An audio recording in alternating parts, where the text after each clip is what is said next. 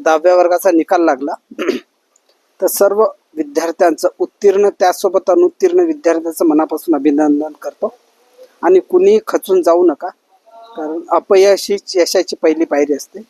आणि आजचा 10व्या वर्गाचा सिलेबस आणि त्यावेळेचा 10व्या वर्गाचा सिलेबस, तर त्यावेळेस मी खास करून इंग्रजीचं सांगतो. तर इंग्रजी ही आपली भाषा नाही आहे, तर त्या इंग्रजीचं जे सिलेबस आहे अतिशय म्हणजे 10व्या वर्गाचा सिलेबस जर म्हटलं तर 35 मार्काचं आम्हाला फक्त ग्रामर होतं. आणि त्याच्यामध्ये पूर्ण प्रकारचं ग्रामर होतं. क्वेश्चन टॅगपासून, सो दॅटपासून, TO2 पासून TOO2, तर नॉट ओनली बट ऑल्सो असू द्या, किंवा मग direct indirect speech, change the voice यासारखे कठीण सर्व, म्हणजे हे सर्व आम्हाला शिक्षकांनी करून घेतले होते.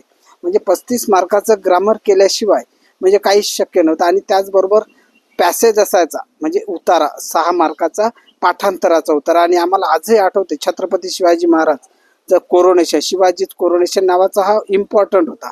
आणि service to man is service to God या नावाचा एक रामनाथचा एक इंग्रजी धडा आजही आम्हाला ते आठवतं. आणि आमच्या हायस्कूलमध्ये ते सर्व सर काय करायचे, 10व्या वर्गाच्या मुलांना एकेकाला बोलवत असं त्यांच्याकडून एक एक पॅसेज सर्वांसमोर मुखपाठ म्हणायला लावत असं. त्याच्यामुळे विद्यार्थ्याचा धाक होता, ते विद्यार्थी करत. तर यामुळे विद्यार्थ्याची जी आकलन शक्ती होती, स्मरणशक्ती प्रचंड वाढायची आणि पाठांतरावर जास्तीत जास्त भर होता.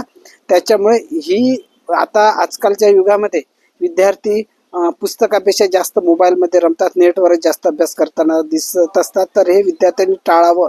विद्यार्थ्यांनी अभ्यास पुस्तकातूनच करावा, मनसोक्त खेळावं, त्याच्या व्यतिरिक्त मोबाईलचा कमीत कमी वापर करावा, एवढंच या ठिकाणी मी सांगू इच्छितो.